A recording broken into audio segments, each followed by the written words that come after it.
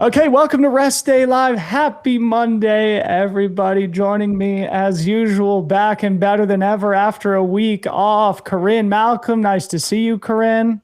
Yeah, good to be here. You weren't here last week. Tim was the one who took last week off. Tim took last week off. I survived the blizzard, the March 2026 Seattle blizzard, and all is well. Yeah, and also back with us, Tim Tollefson. Tim, good to see you, buddy.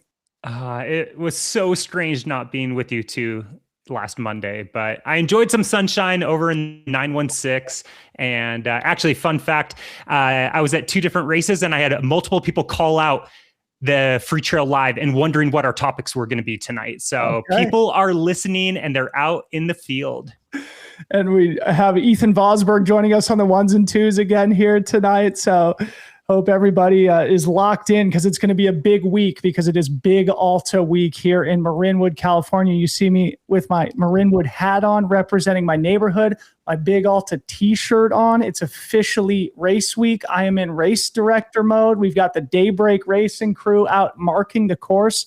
As we're recording now, we've got a big week of trailgating coverage ahead starting here tonight with Rest Day Live. We'll just do a quick setup for what you can expect from the Big Alta here at the top. Ethan, if you can bring up our daily show schedule here. Again, we're starting here tonight, Rest Day Live, plus bonus miles at the end of the show. Then we're going to do the 50K preview tomorrow, 100K preview Wednesday, 28K preview Thursday, and then the racing action kicks off on Friday with the 50K. So we'll do recap shows and podium interviews throughout the weekend for the 50K, 100K, and 28K. I am especially excited for the debut of the 100-kilometer distance here at the Big Alta. We're going to talk all about it here later in the week, but just wanted to set things up here on Rest Day Live, where we're going to talk more about the news of the week. We're also going to have a special guest joining us at the end, Mr. Andy Wacker, who's going to talk about his work with the trail team and the incredible job he's done at creating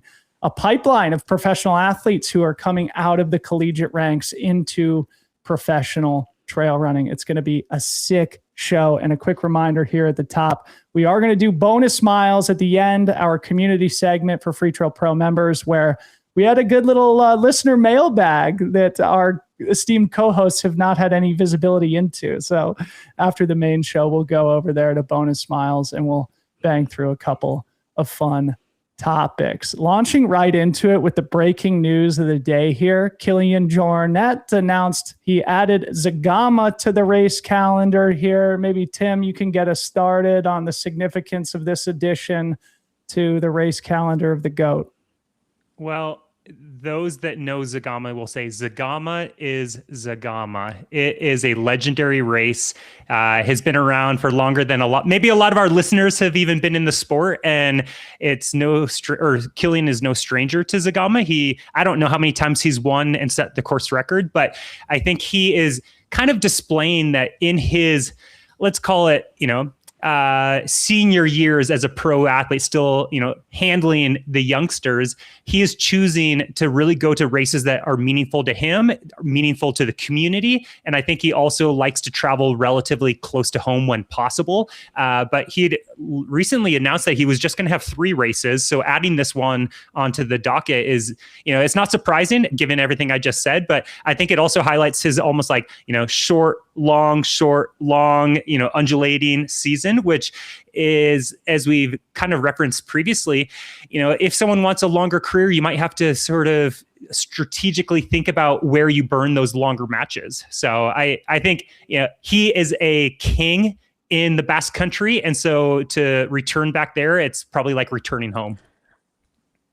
I mean, I feel like it is effectively returning home. I think probably beyond Sierras and all, Zegama has to be one of the most important races to anyone, any of the Catalonians that compete in the series. And so going back to Zegama, I think brings back all the feels for everyone. I also think that it's nice to see that maybe he is feeling really fit right now, that he's coming into form in a big way coming out of winter. Because I don't think that he's going to show up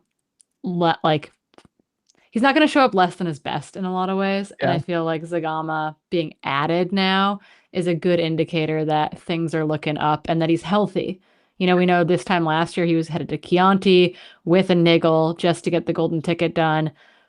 I'm excited to see him not have to do that this year and to utilize that fitness building at Zegama. Yep. So for the 25-year anniversary, Kilian couldn't resist the temptation to go back to Zegama, where he's an 11-time champion. Tim, I always get confused about that because he has one more victory at Zegama than he does at Sierras and All, where he only has 10 victories. Only 10 victories at Sierras and All, 11 at Zegama. So he'll be going for number 12. And the fun thing that dawned on me today as this announcement came out is that it's almost a copy paste of his 2022 season when he did Zegama, Hard Rock, Sierras and All, UTMB. This year, Zegama, Western States, Sierras and All, UTMB. Pretty sick. Let's see if he can do short distance and long distance. And the other thing that occurred to me is that's 2 Golden Trail World Series events. Could it be that Kilian might try and tee up the Golden Trail World Final at the end of the season too, to make it a 5-race docket? Anyway, that's some breaking news today, where we're going to start the main docket of today's show. Chianti by UTMB this weekend, the second to last penultimate golden ticket race. Ethan pulled up our course flyover here, 76 miles, 16,500 feet of climbing. So this is the 120K distance at Chianti by UTMB. You can see the course here. None of the 3 of your co-hosts have ever been to this area, or at least, competed in this event. But Tim, as you look at the course profile and this course flyover here, what comes to mind for you as what the tools required to potentially secure a golden ticket this weekend?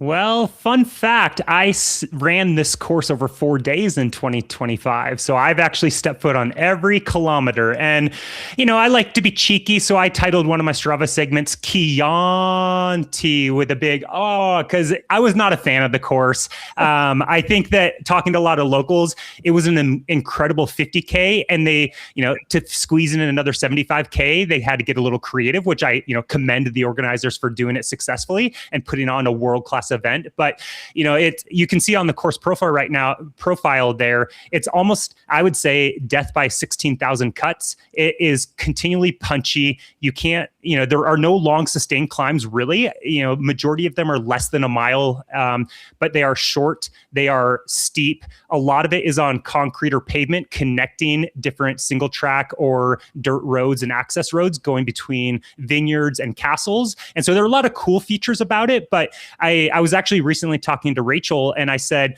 this is almost runs like a 75-mile cross-country race. You just have to be able to switch gears quickly and be on it, but you don't ever get into those long grinds. I did not take a look at the forecast, but I know last year it was pretty horrific weather, rain and mud. And when my craft team was there in early March, it hadn't rained in 2 weeks and the trails were still muddy. And so the actual, the trails themselves and the roads don't drain very well, but that can slow things down. But in general, I think it's just something that, you really need to be able to change gears quickly and handle just the 16,000 cuts that are coming your way. From talking to friends who've spent many marches over in Italy in this part of the world, it seems like it's a pretty wet time of year over there. Like that's not an unusual forecast. And I would anticipate it is to be similar this year. Maybe they'll get lucky and Godspeed. That would be great. I was talking to Abby Hall about this race course at the end of 2025, just being like, what did you think about it? And she was like, well, it was a really hard day. And so my views might be biased, but everything I've heard from everyone else kind of lines up with this as well, is that there are elements of the course where it's like kind of nonsense running where it's like, oh, go run behind this shed and then take a left and then run along this like really thorny little section to connect over here, to connect over there. And that it's kind of like a little bit of a patchwork to make it all connect, which I get. We've seen that in other races before as well, when you're kind of connecting different trail systems together. But I think that there's an overwhelming quantity of that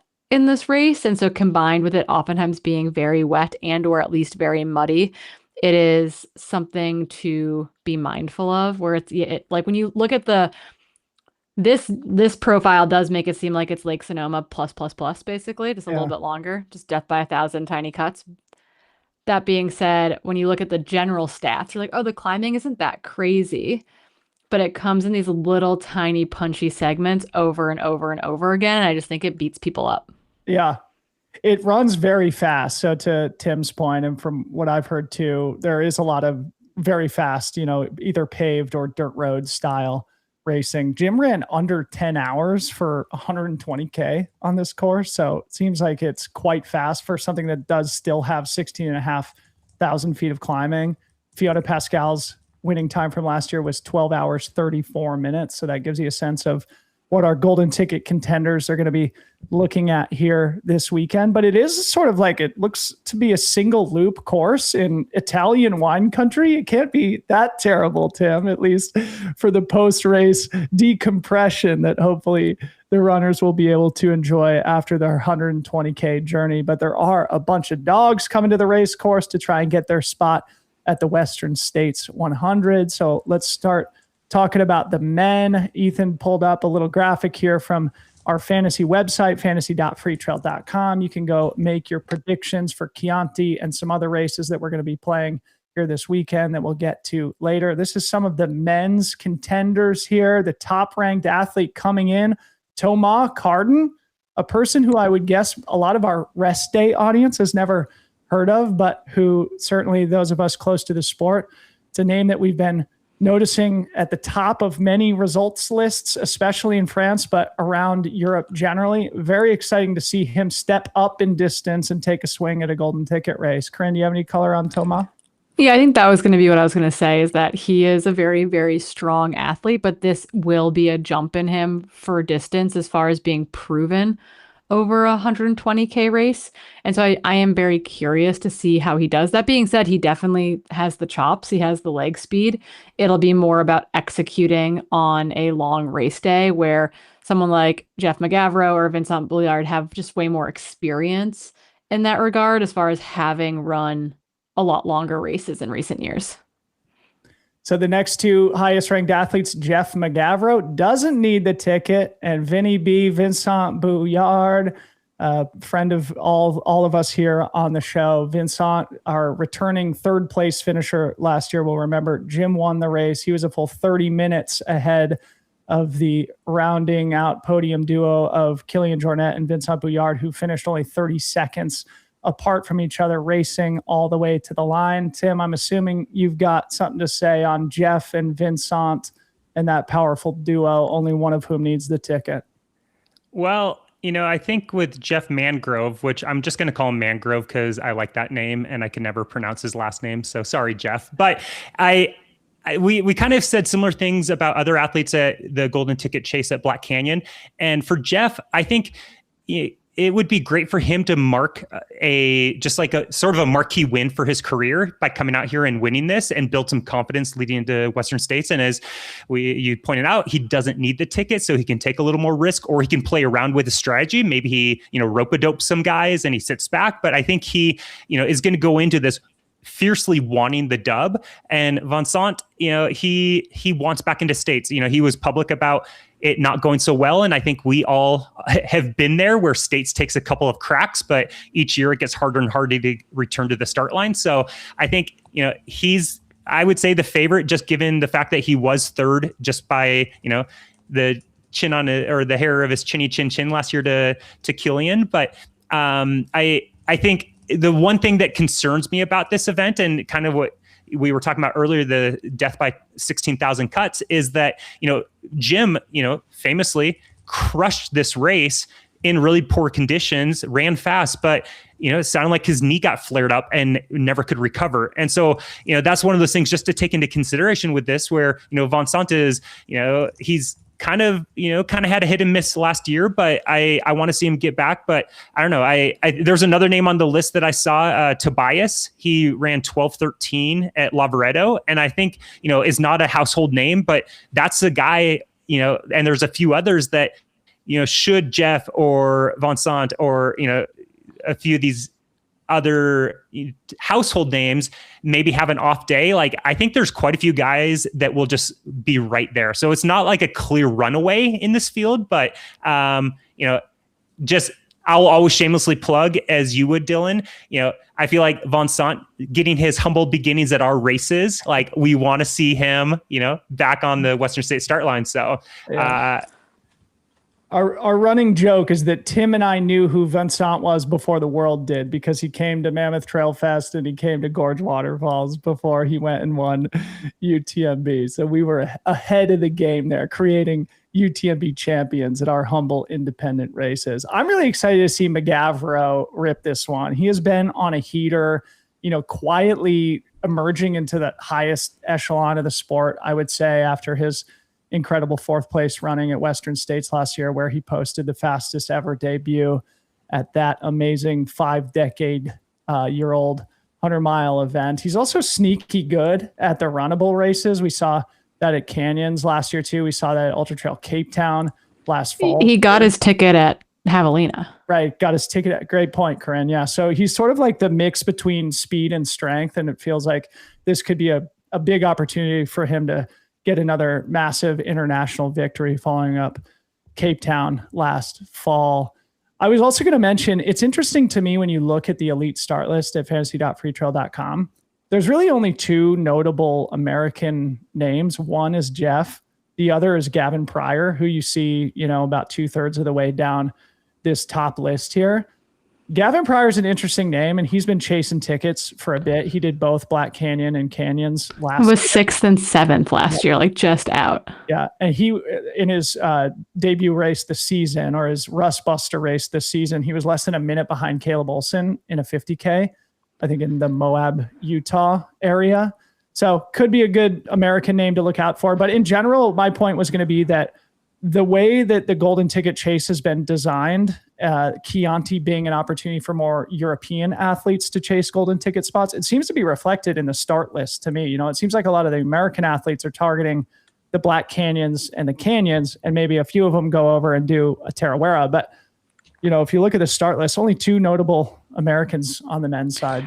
I was gonna say, I think Gavin is also coached by Matt Daniels, and I want to say last year he had to get it. He bought a charity bib from with his savings to run Canyons last year because he couldn't get in. Oh, it was one of those. Yeah, and he was he's 27 now. He's 26, buying a charity bib to try to make it happen. So he is hungry for a ticket, and I'm excited that he's making the trip this year to try to take that swing at Chianti. Yeah. So this is a regular Golden Ticket race, not a super Golden Ticket race. So there's 4 tickets on the line, 2 for men, 2 for women. It'll be interesting to see who gets those spots and who accepts those tickets. But that was at least a quick run through on the men's side. Moving over to the women, if you don't mind.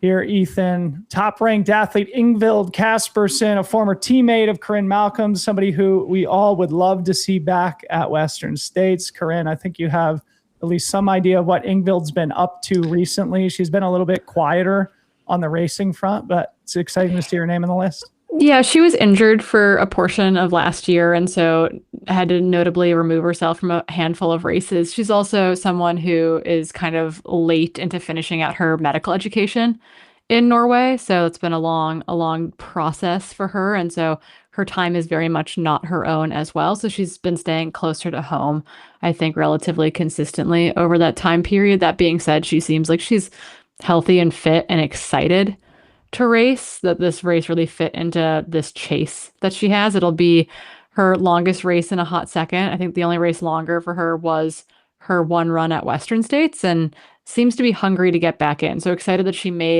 is making the trip to Italy to try to make that happen. Tim, anything you want to add on Ingvild? And it sounds like also you've been in contact with Rachel Entrekin, our second-ranked athlete and the Mammoth 200 champion from last year. What insight have you been given, Rachel? Well, starting with Ingvild, you will remember she was 5th in her debut at Western States in 1650. Absolute bang up first time out there, 5 minutes faster than my course PR at Western States. And so I think that it would be fantastic to see her back and have another shot. Rachel, talking to her, she, early season, and I don't know where she is currently, but I believe the reason she wanted to go to Chianti actually was to get into UTMB. It wasn't for a golden ticket for Western States. Now, that could change, but I do believe she wanted to go to UTMB more than anything else this year, and that was kind of the target. So it'd be interesting, should she finish top 2? Would she accept, that golden ticket? We all know what happens when, you are offered it on the spot. It carries a lot of weight and pressure. And so, I could see her also wanting to, give it a shot over at Western States. But, I was, it was interesting. She basically was like, hey, like, I've heard that in Europe, people go out hot and then just die and blow up, and like, do I need to do that? Because that's not really how I operate. And I was like, okay, so we chatted through some different strategies and based on my intel of the course. But I'm excited because I believe this is her first European really crack an ultra, which, we know that she has absolutely destroyed some of these multi-day events. She has shown her ability to run 100K and 100 milers faster. But I think, in that current, in the ongoing discussion, she hasn't been in a world-class European field. She hasn't raced this, so it'll be fascinating to see how she deals with it. But I think she has all the tools and skill sets to manage this. We also know she's newly minted professional, where she isn't working her full-time PT job anymore. And so, yeah, I'm excited for her to take a crack. But I don't know. I think that she is just a gamer, and so there's no way that she won't be in the mix throughout the entire day. Yeah, and one of the stories coming out of last year was we can't wait to see Rachel start mixing it up with some of these globally competitive fields. And this is going to be her first major opportunity to do so after really making a name for herself and coming up in the sport in what I would say is an unusual way, kind of exploding into the scene with back-to-back Cocodona victories, winning races like High Lonesome, Mammoth 200, but also winning 20 races in a row across distances. People really wondering, well, what does that mean when you map it against somebody like an Ingvild Kaspersen? Well, we're going to get to find out here. And I remember a text that I got from Rachel as we were communicating or in the middle or end of last year when we had announced the opening of registration for the Big Alta 100K. She was like, I would really like to do it, but capitalism was her rationale for why she couldn't register for the Big Alta. Of course, our race is also happening the same weekend as Chianti. So my interpretation was, okay, she is taking this seriously as a professional, and with professional contracts, there is expectations to be in the pipeline for these UTMB World Finals or golden ticket chases. And as you mentioned, Tim, and as I think a lot of athletes are noticing now, you do have the opportunity to double up at some of these events, right? If you miss the golden ticket, in all likelihood, you can get your qualification for UTMB. For example, Dan Green made that comment when he was here in studio a couple of weeks ago, going to Canyons 100K. If he misses the golden ticket there, he said, all right, just, refocus on UTMB, and you're basically killing two birds with one stone, so to speak there. Moving down the list a little bit, a couple of names just to bang through. Interesting to me, Chen Lin shows up again. So she's basically been on every single start list this season: Black Canyon, Tarawera, Trans Gran Canaria, now Chianti. She's also on the Canyons 100K start list. So where will she be? No one knows. It's like the ultimate, where's Waldo? Where's Chen Lin going to race? So adjust your fantasy ballots accordingly, or pick her with some caution, because we're really not sure whether she will line up or not. Then the other storyline that I had here, feel free to respond to that here, guys. But one thing I noticed is just looking at the list is the depth of the Masters women's ranks here is incredible. So you got Lauren Puretz, top rank or second ranked American, Azara Garcia, who's ranked just slightly above her. Ragna Debat's a name that has been a little bit quieter on the scene, but who is arguably Hall of Fame worthy athlete. Valentina Micheli, an Italian, Anna Sophie Polistad, Dominique Van Magellan, anyway, some really good depth on the Masters ranks for the women here chasing. Yeah. Tickets. So I'll add a few things. First of all, Azara Garcia, who we've skipped over, who's also in that Masters ranks, wants a golden ticket desperately. She went to CCC last year with the hopes of that happening in 2024 and then 2025. Did not happen. Came to Chianti last year, was third. Did not get a ticket, did not roll down. So Azara wants a golden ticket. Like I think it was 2 years ago at CCC where she was like sick and couldn't race, or she was in like some injury, like cropped up at the last minute and couldn't race. And it wasn't just about racing. It was about the golden ticket and not being able to be in contention for it. And so Azara's here to try to get a golden ticket. And then I think leading the charge from the American side, who again was the top American finisher at UTMB last year in 8th, who's already over there. She's been posting some runs from the course, commenting on the thorniness of parts of the course, is Lauren Puretz. And so I think that that's like, if you need someone to cheer for this weekend, like I'm excited for Rachel and Trekken to be there. I'm really excited for Lauren Puretz, who has been in the golden ticket hunt time and time again. She got one at Javelina. That was kind of a surprise a couple years ago to herself. Like she didn't know she was in golden ticket contention. I want to see Lauren in that mix, and I want to see Lauren trying to get her way back into Western States again this year. Yeah, I think she will be in that mix. And she did win the Masters Trail Running World Championship in the fall of 2024 in Confranc, Spain, one of those test events as they were getting ready for the World Mountain Trail Running Championship. She's like the opposite to the full-time athlete. Like Rachel has left her PT job and has full-time support from like the folks at Norda and Precision. Lauren is the opposite of that. Lauren has 2 kids and operates her own private OBGYN clinic. Like she operates a clinic with 2 other providers. So it is like the opposite end of the spectrum where it's like, how does she do it all? No one knows. Yeah. So Easy still ran a top 10 at UTMB. Like yeah. All right, so that's our quick Chianti Golden Ticket preview. It reminds me to inform everybody that this weekend is effectively the March Madness of fantasy trail running, okay? We're playing 6 races this weekend. That's a PR from your friends here at Freetrail. 3 distances at the Big Alta plus Chianti, which we just previewed, and then we're playing 2 distances at Tenerife by UTMB. We are not going to preview the Tenerife races here on the program, but it is notable that Courtney Dauwalter is kicking off her season this weekend on the Canary Islands at Tenerife by UTMB 110K. Go to fantasy.freetrail.com. Pick 5 deep in all 6 races for a chance to win some prizes from your friends here at Freetrail. You have something you wanted to add there, Corrine?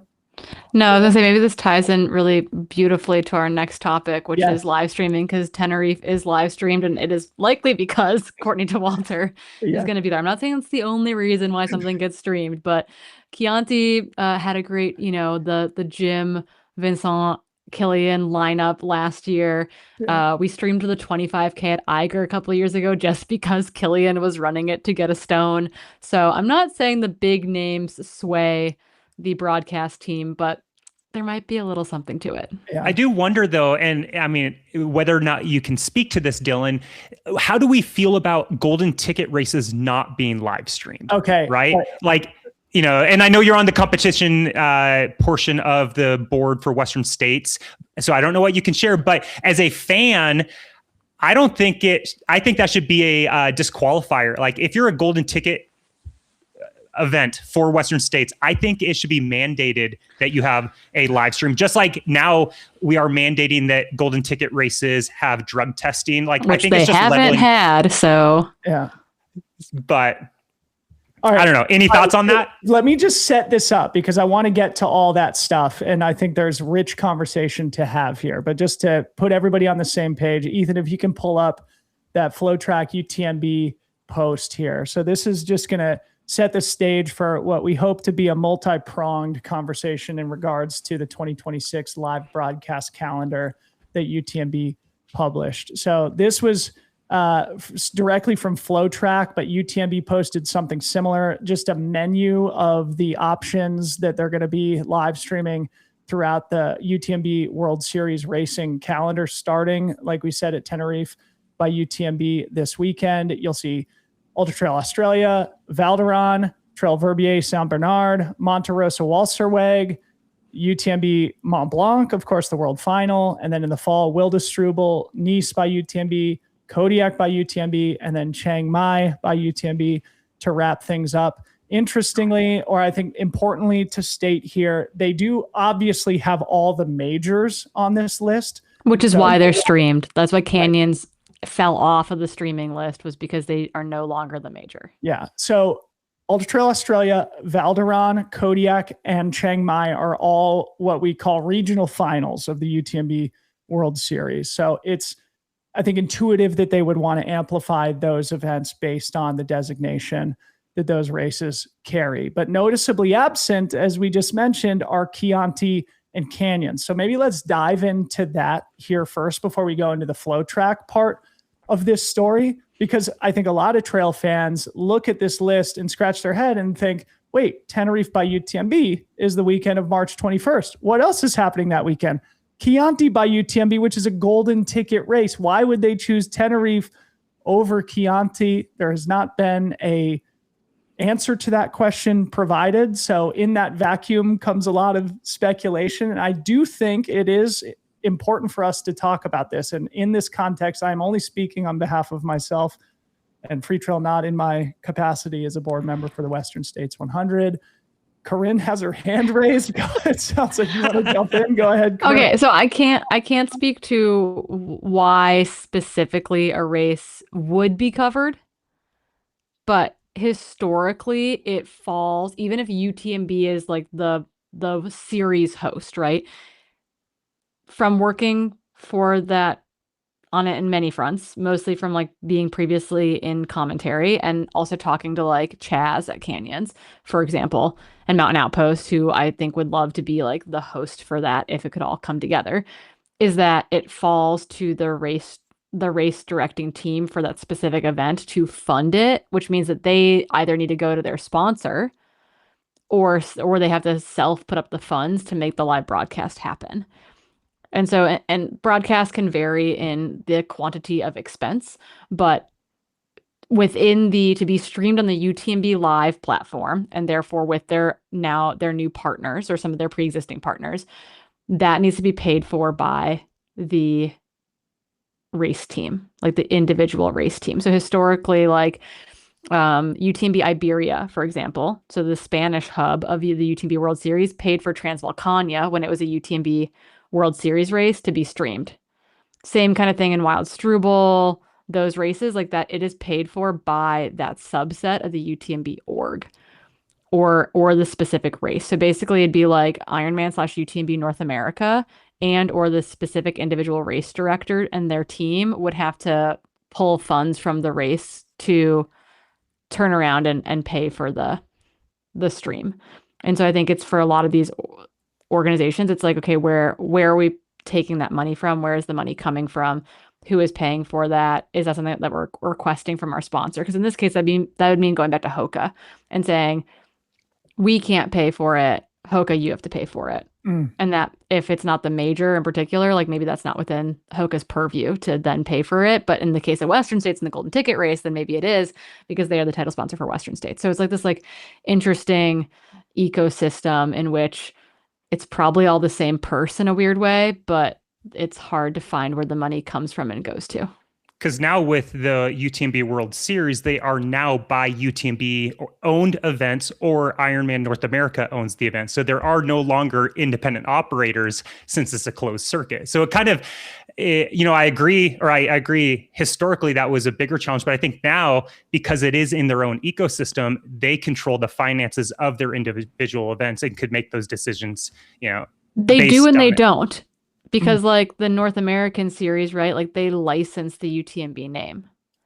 Like so meaning that it's like Ironman that owns it and they're licensing UTMB's name. There are these mini ecosystems within the big ecosystem because like UTMB Iberia still exists and they have their own financial ecosystem under or adjacent to this bigger umbrella. But I think this gets to the crux of the problem. Is like for the fans, like who cares? Right? Like it's totally. But I'm just saying like that they've got to figure out where the money comes from. I think it's important that they don't know where it's coming from. I think it's important you do explain all this stuff, Corrine, but it gets into the esoteric, like, who cares what budget it comes out of? What the fans want, what the sport wants, is to watch the Golden Ticket race. Like, yeah, I'm sure there are a ton of people, myself included, who want to see Courtney race this weekend. I plan to tune into the live stream to the extent I'm conscious while I'm race directing my own event. But I think it comes to this notion of communication, right? And like, when an announcement goes up like this, and Ethan, if you could bring that graphic back up for 1 second, I want to flag something.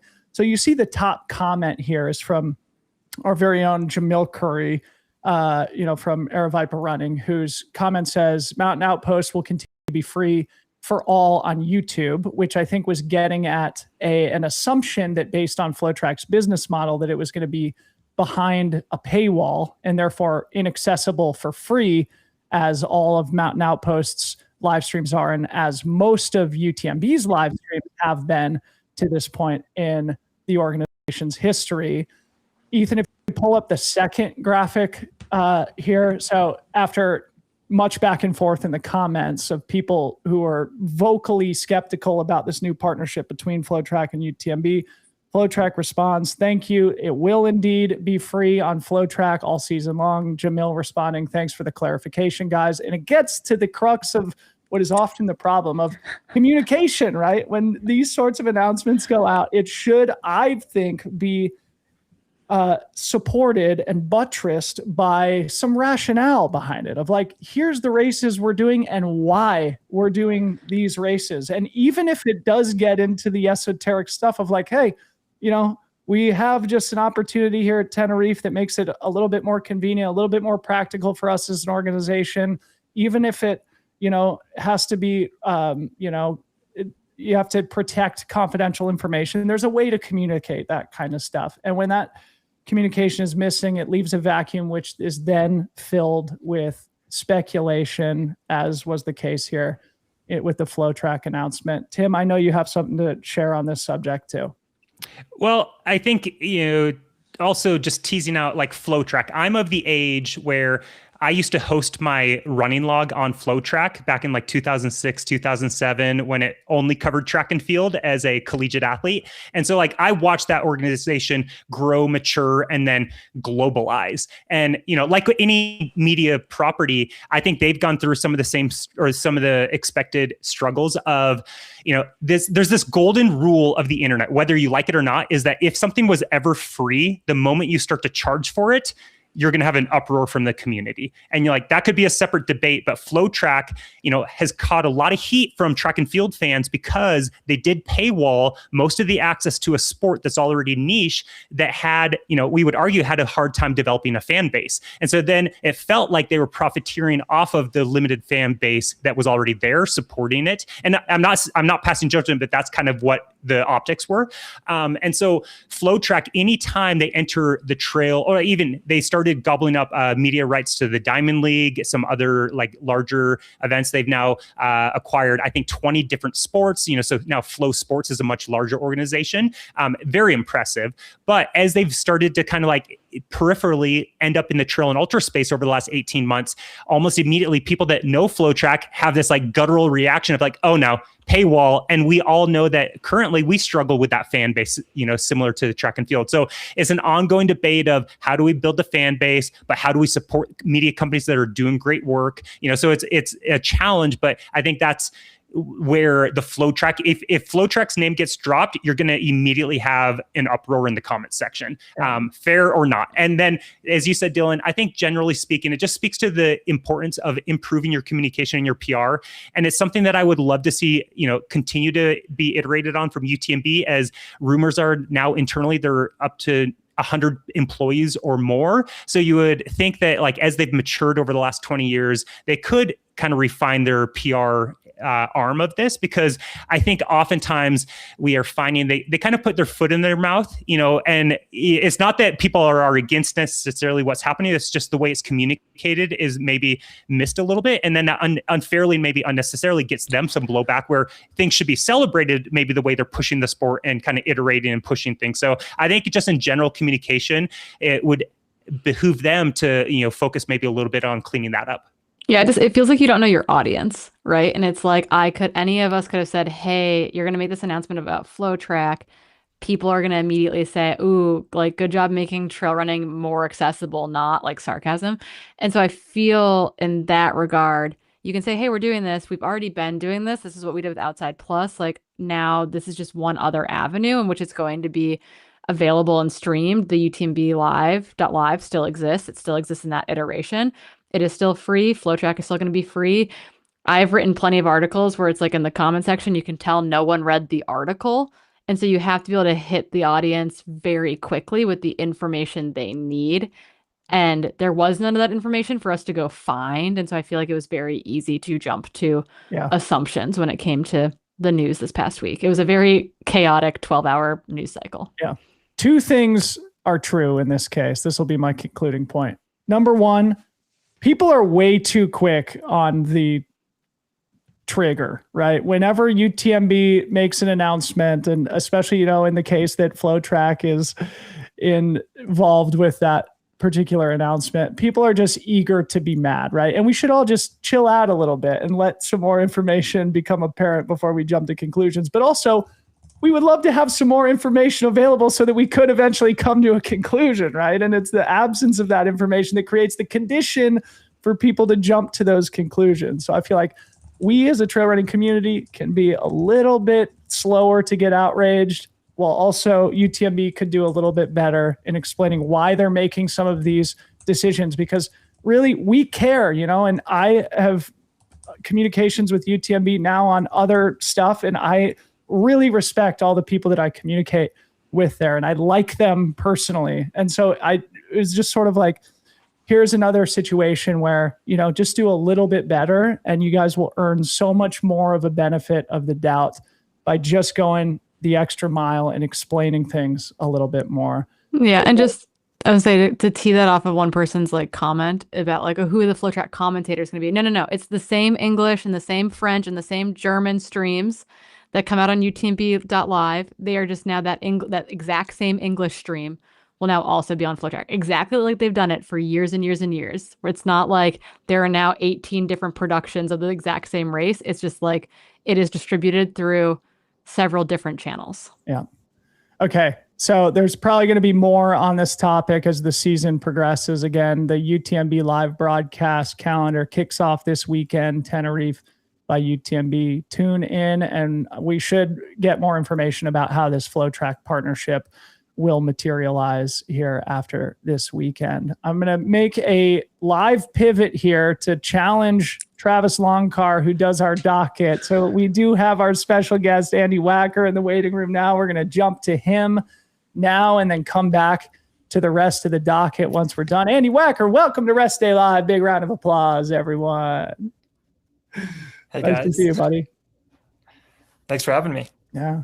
So you and I have been talking a bit offline. I understand you and Tim have been having some dialogue too, which I'm keen to learn more about. But just to set this whole thing up, I thought it would be fun to have you on. Of course, you guys just made the announcement about the 2026 trail team roster. So I want to use this as an opportunity to amplify that and really tell the story of the trail team a little bit more, because you guys have been making a huge difference. So maybe just launching into it for those who are unfamiliar, explain the origins of the trail team and the mission of the organization that you started.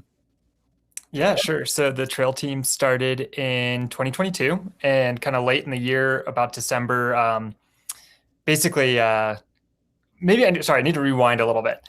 We officially launched in December 2022, but it was like an ongoing process of me being a pro runner and just thinking like, there needs to be more support for up and coming trail runners. Like, people don't know what to do, how to get into the sport. They get super lost.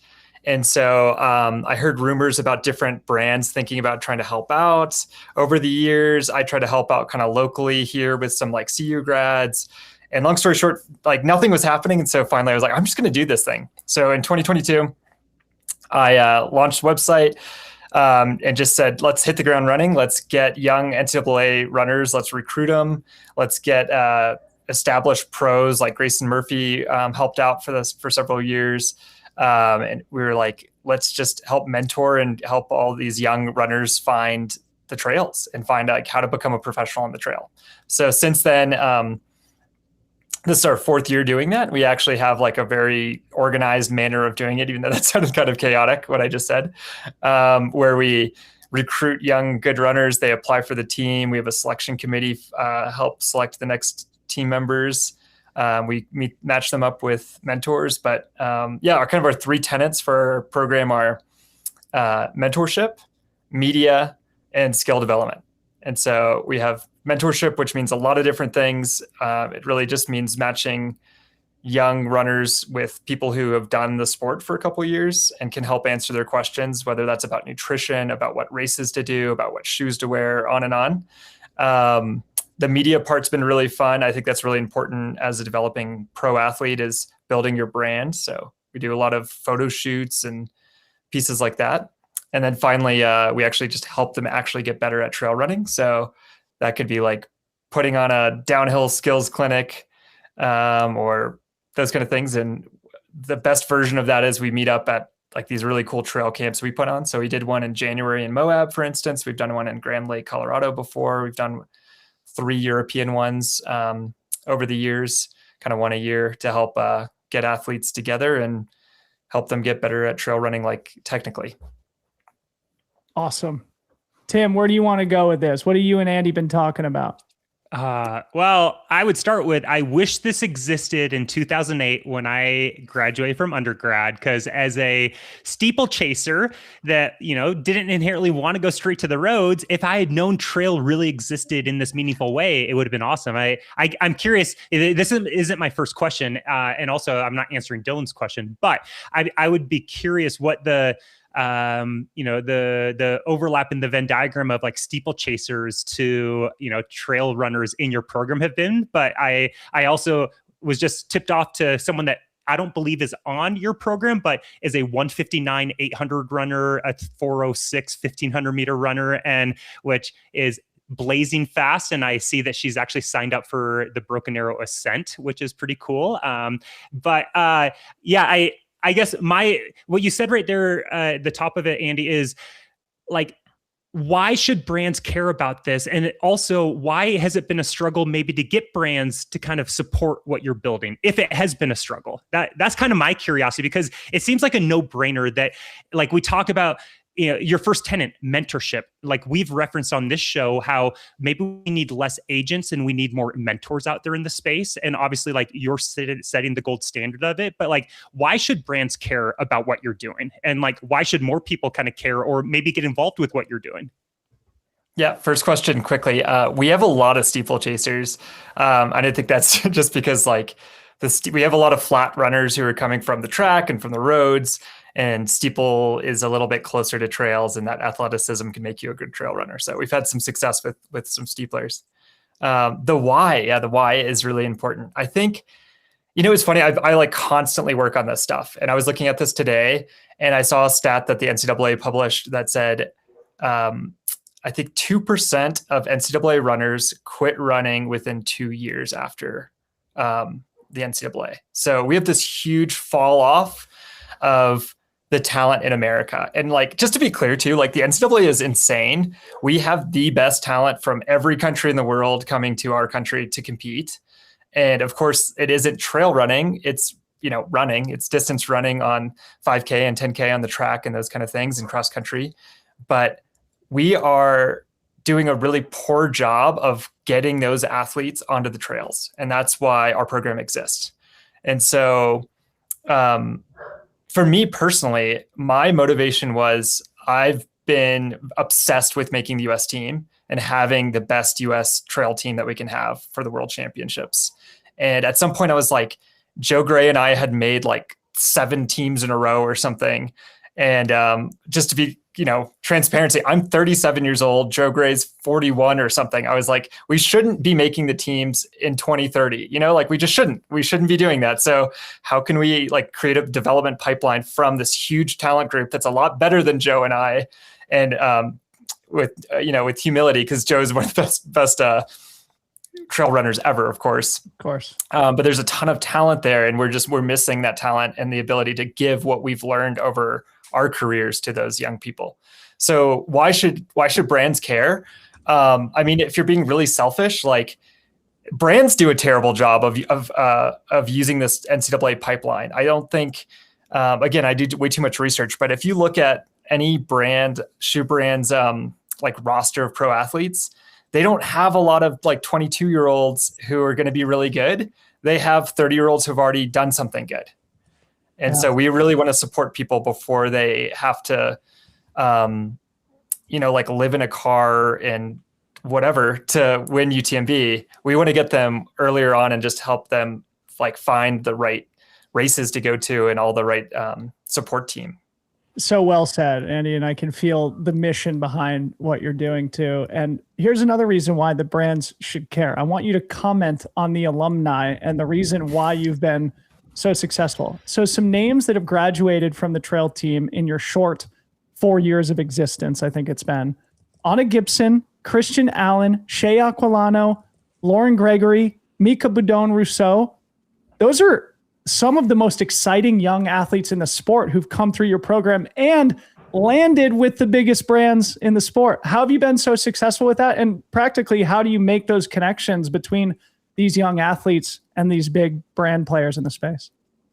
Yeah. And again, like just to be like honest and transparent, like those athletes would be great athletes no matter what.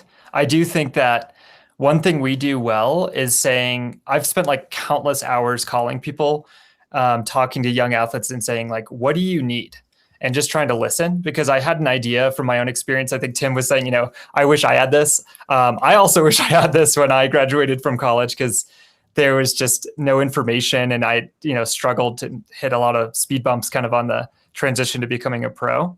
But I think we find that a lot of athletes, to be great, need a small little nudge. And it could be the simplest thing. It could be, like we've helped athletes before where they needed a flight to like something like Mammoth. And we were saying, okay, we'll buy one flight for $300 and that's going to change their life. And those athletes, this athlete I'm talking about, they've gotten sponsored since that happened. And so I Mammoth, think where careers are made. Well, they just, like people can't, when they're 22, they can't afford going to a race. And if you don't show up, you can't be an athlete. So I think it's amazing.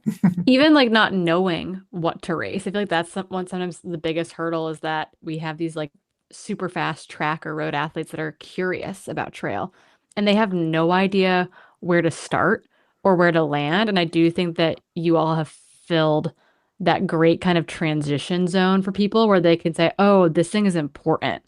Oh, I can go to this place and be with these people and be supported. And I feel like that has like been this very helpful catch when it comes to helping athletes bridge to that next thing, as opposed to being lost in the ether, randomly signing up for 100Ks because they're like, well, that must be the thing to do.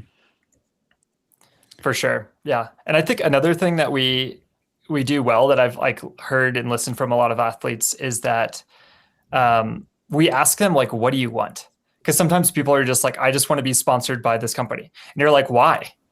And having someone to do that, I think is a really mature thing as an athlete, that many of like, if you've been in the sport for a while, you've had the opportunity to ask yourself that. But asking a 22-year-old, it's just like asking like a soon to be freshman going to a college, like, why do you want to compete?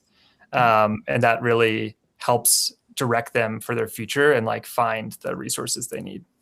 Andy, I've got a question for you in the chat here that I wanted to get to too. This is from Doug Ship, and he says, any perspective if trail in the Olympics will increase his pipeline of interest? Meaning like now that there is this drumbeat in the sport that we are marching that direction, are you guys seeing increased uptake, increased interest in the trail team, or is it still a little bit too early?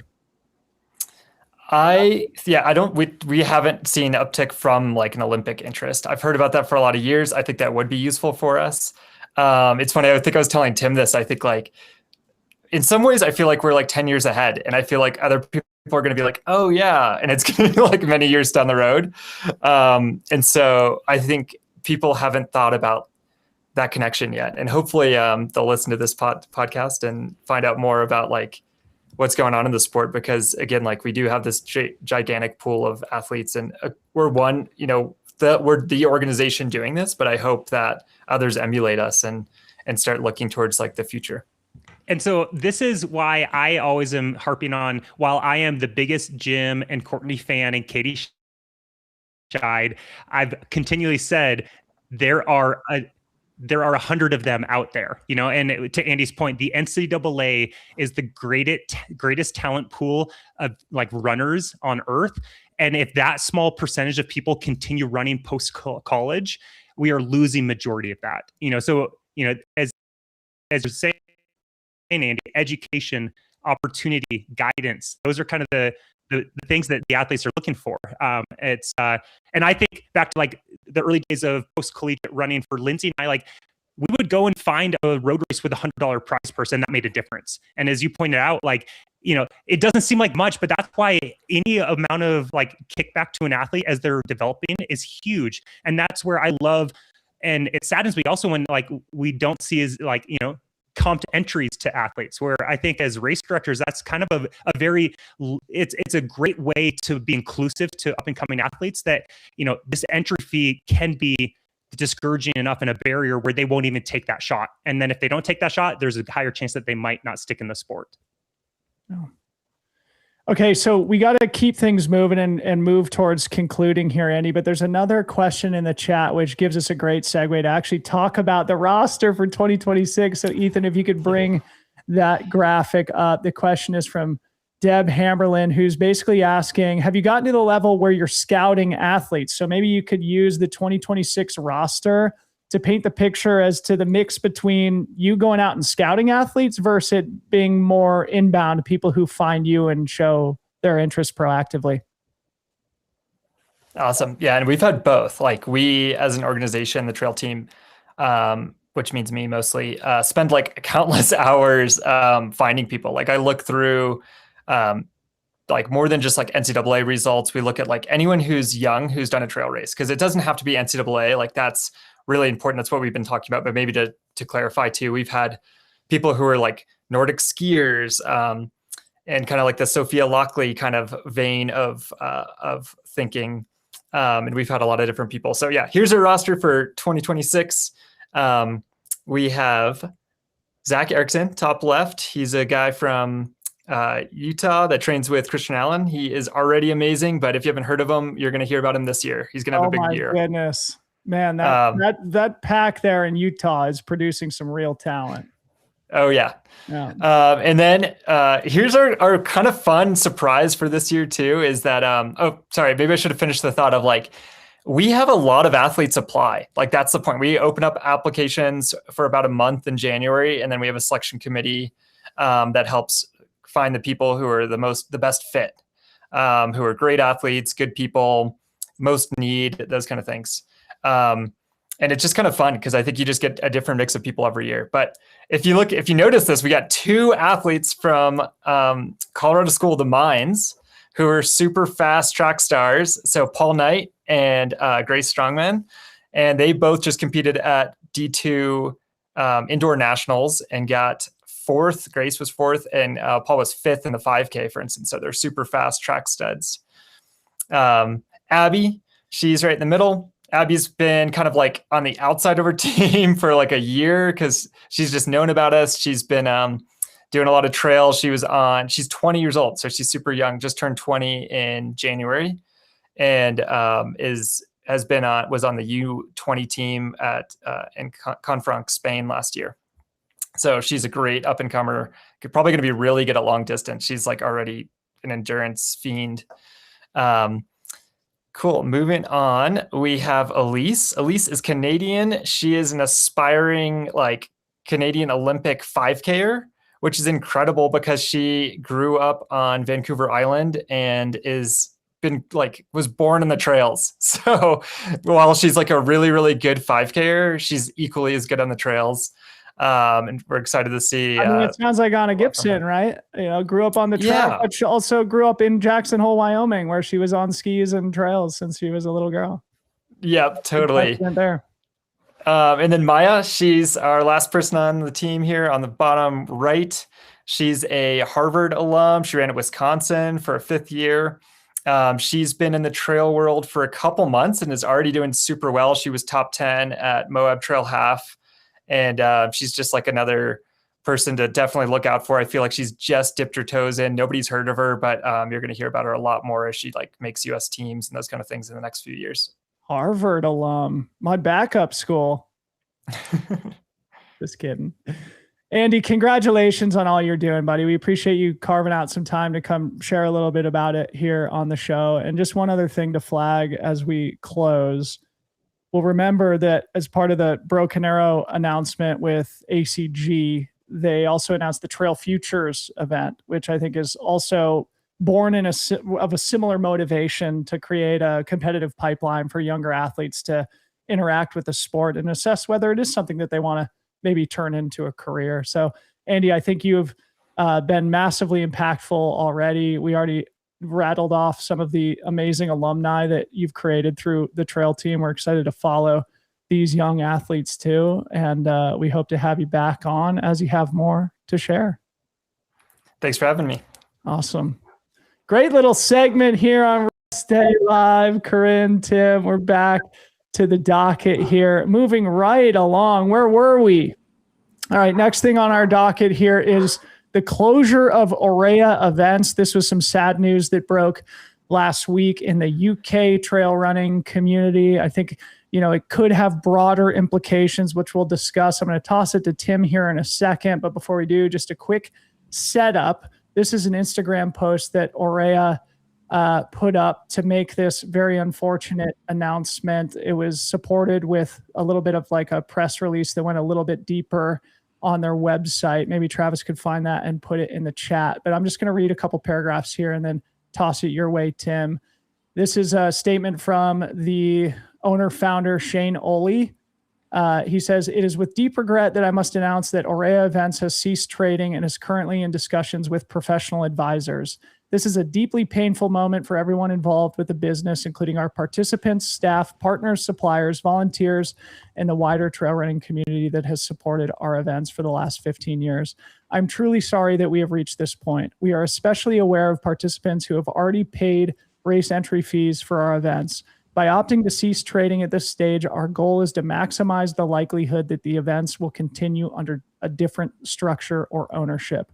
We sincerely hope that this approach will give the best opportunity to protect the events and, where possible, deliver value for participants and creditors." That means that this year, the Northern Traverse, Cape Wrath Ultra, the Dragon's Back Race, a very famous event in the UK, and Skyline Scotland will not run this season. Tim, you're also an independent race director. I'm sure you can empathize with Shane and his situation. How should our listeners be thinking about what this means?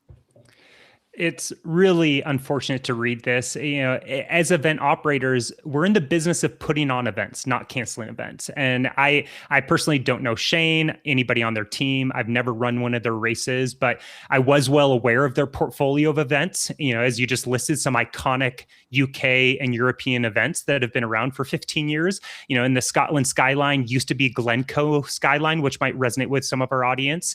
And so, seeing this as a fellow independent operator, it hits hard, because I would, from the outside, view them as a marquee, which they were, a marquee event organizer and doing very well. They've hosted Golden Trail series events. They at one point hosted the Sky Running World Championships. They're beloved. And so I think in the aftermath, this leaves a lot of unanswered questions. Like you said, where are there going to be any registrations refunded? What happens to these assets or these races? Could this have been prevented?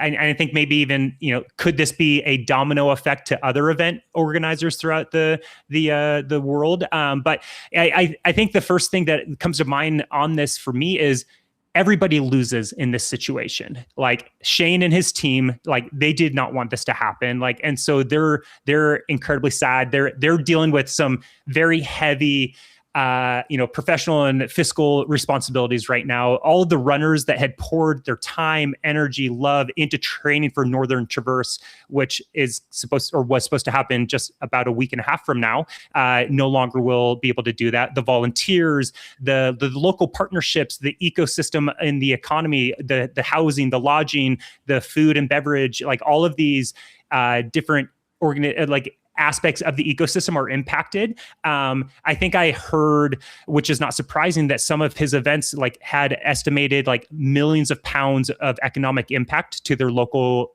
regions, which that means that like, everyone is affected by this. And so, yeah, I think everybody loses, which is unfortunate. I personally don't think it's necessarily reflective of the entire like ecosystem of events worldwide, but I think it could be a cautionary tale. Again, not knowing anything about their business practices, but earlier we referenced, budgeting money for an event, like live stream. Do you have prize purse? Do you have all these things? Like all of these are considerations as an operator that you have to, take into account. And in his release, or in his press release, he referenced a few things such as, they were hit hard with the COVID pandemic. Then they had Brexit, which decreased international people coming to his events.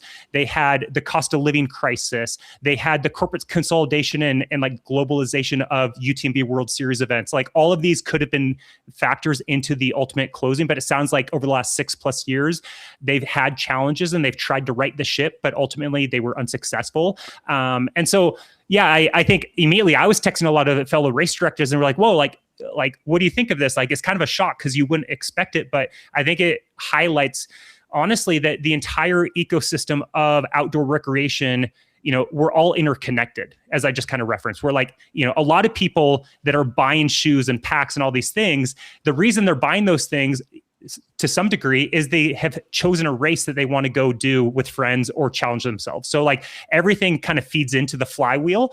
And inherently as operators of events, like it's an inherently kind of risky business, for a lot of reasons. And the margins aren't huge, depending on how you are operating. And, if you're trying to put on a world-class experience, which it sounds like Shane and his team were, even if a like Dragon's Back race is a 1,500 to 2,000 pound entry, like it's a 6-day supported stage race. They're moving the start and the finish. Oh, they're moving the entire kitchens. Way. Like they're moving everything. The margins aren't as large as someone might think. That doesn't minimize the effect of someone losing that huge investment by registering. But it's kind of like, I think, I saw some chatter about like, oh, this is a pump and dump. And I don't think it could be further from that. I think it just highlights like these, this domain for small businesses is challenging. Like it's not like either, again, it depends on how you might run your operation. But I just think it's a really sad state or a sad day for especially UK and Scotland running and trail. And I think it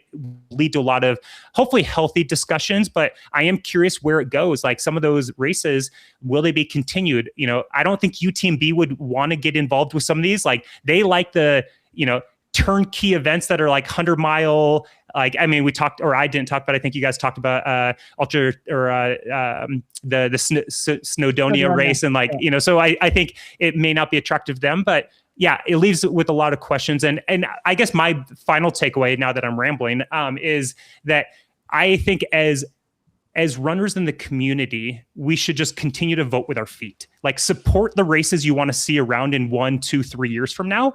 And part of that could be challenging yourself, sign up earlier. It's really hard for organizers to plan and budget and create these experiences when the industry trend has been like, people are signing up later and later, and it's really hard to budget and plan an event if majority of your registrants are actually going to sign up in the last 2 to 3 weeks. Yeah. And so I think like if there's an event that you really care about or you'd like to see around, even in 2 years, like, sign up early if it's within your capacity. Wow. Yeah. Thank you, Tim. It's sad. And I think that Dragon's Back in particular and Glencoe were two standout international races that they had under their purview. They've also been, I think, very helpful with working on some of these projects of trying to get more women to their start lines as well. So I think it's definitely sad to see the UK take that loss. And it wasn't one thing. It was like this perfect storm of this kind of combination of things that just kept building. Yeah. Bummer. Well, I have nothing to add. I really appreciate, Tim, your perspective, and Corrine, what you added there. Closing on a bit of levity here in the chat, Adam Copeland says, what's a margin? Basically sarcastically driving home the point that for everybody trying to own and operate an independent business here in the sport, it's hard to make a living, as Adam knows himself. as the founder of Tantrums. Go check out what they're doing. And yeah, be supportive of the people who are trying to make the sport better and trying to do the right thing. It'll be very interesting to see what happens with these events. My guess is they won't disappear entirely, that there's probably some interest from people to scoop them up, make them part of a different race series. Deb Hamberlin is in the chat wondering if Aravaipa's going international now. Time will tell. We'll continue to monitor it here on Rest Day Live and across the Freetrail platform. Moving on to what I think is our last topic on the docket before we get to the free agency updates. This is, before we get to Strava File of the Week, we are moving to free agency updates here. Sorry, trying to stay organized after making the pivot to Andy mid-show. 3 things we can just touch on this quickly. Tove Alexandersson goes to Salomon. That was a bit of a surprise. Very interesting. Big get for Salomon. Fuzhao Xiang exiting Hoka. I want to do a fun predict where Fuzhao goes. Thirdly, Sally McRae leaving Nike ACG. She was part of the original roster that included Tim Tollefson way back in the day at Nike. Opens up an interesting new chapter for the great Sally McRae. Tossing it to you now, Corrine. What do you think about the free agency here? What's your guess on Fuzhao? What does the audience need to know about these moves? I mean, one, I'm excited. I think that people forget that a lot of, not all, but there are, I would say it has to be close to 50-50, particularly for outside of North America. But there are a number of sponsorships that operate on the fiscal calendar, not the January 1 calendar. And so that's why you're seeing some of these March announcements like Shen Jingchen leaving the North Face, Fuzhao leaving Hoka. That's not because someone got axed late in a contract or something. It's oftentimes that their contracts are literally up at the end of March to start with a April 1st new contract. So I'm excited because I do think that there's probably some more movement that we don't even know about yet in that regards. I'm sad to see Fuzhao leave Hoka. It sounds like it was a battle, i.e. it sounds like Fuzhao is like getting some good support, that it was hard for Hoka to let her go type of deal. It wasn't because they were like, yeah, see ya. It was like, well, we can't win. Like we can't compete in this. And so that to me is very interesting. That to me is very exciting. I don't know where she's going. I'm not privy to that information, but I have to imagine it's got to be someone who can compete with some of the Hoka dollars that we know have been thrown around. And so I wouldn't be surprised to see her land somewhere like, I mean, the 2 biggest players in the Western market would be ACG and On from a budgetary standpoint.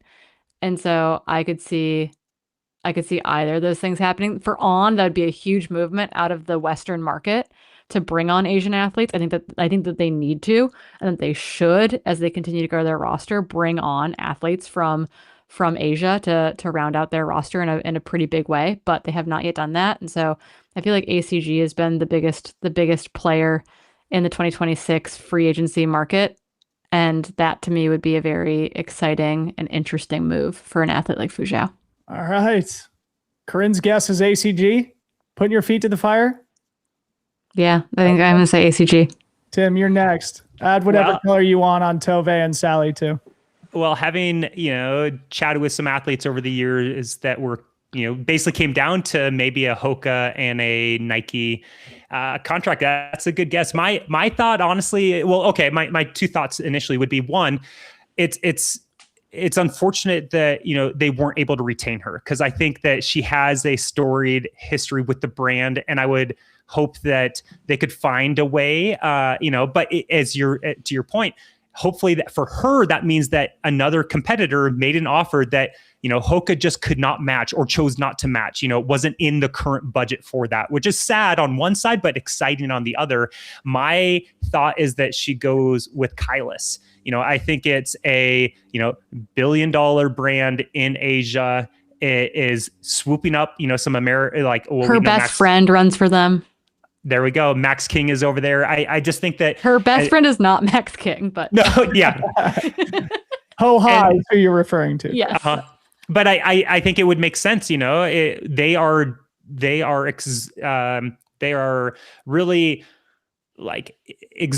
inserting themselves as a major dominant player outside of just the East. And I think that, Fuzhao showed that she has potential even in the West, like with her iconic, Western States run until it ended.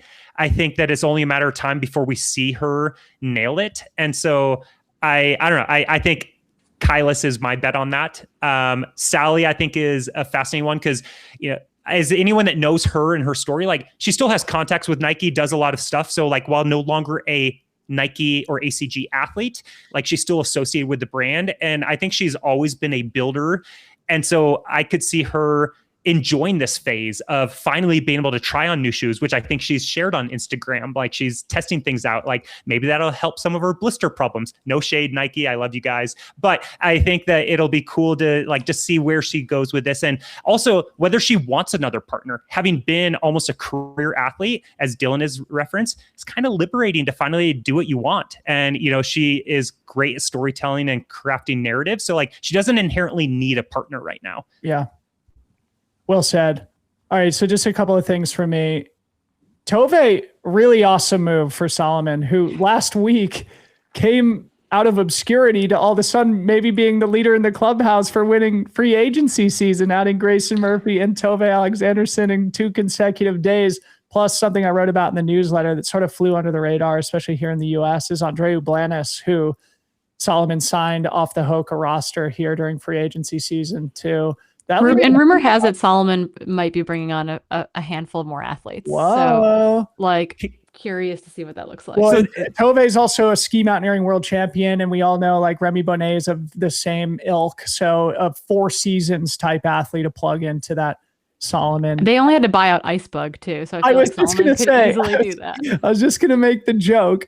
Leaves a big hole on the Icebug roster. Could it be the Fuzhao's going to the bug here in 2026?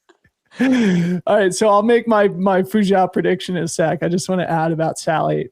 Being unsponsored is amazing, and I think Sally is really going to thrive in this new chapter. What I would encourage her to do, and we haven't spoken about this directly, is to just do one-off partnerships at all the races that she does. She has such a great platform, such a great voice.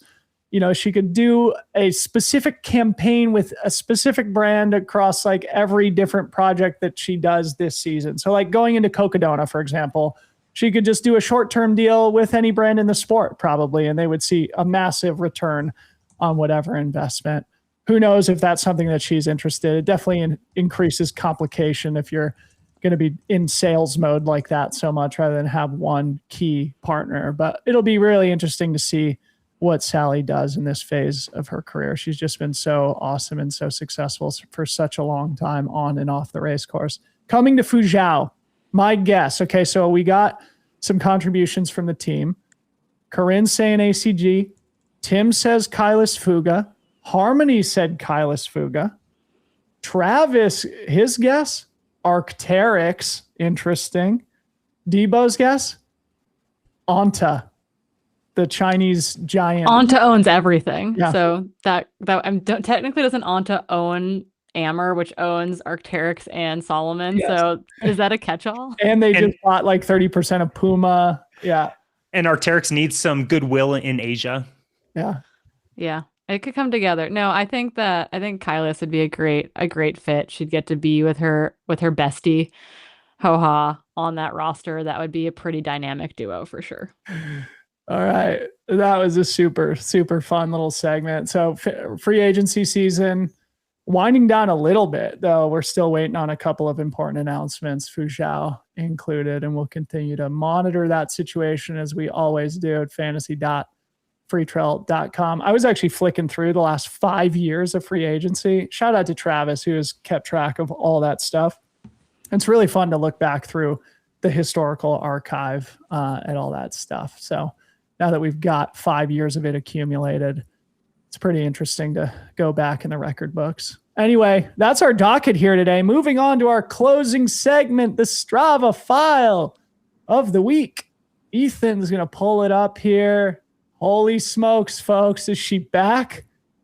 Postpartum, Leah Yingling from Salt Lake City flies down to Santa Barbara, jumps into 9 trails, 35 miles, 11,300 feet of climbing in a 35 miler here in the foothills of Santa Barbara.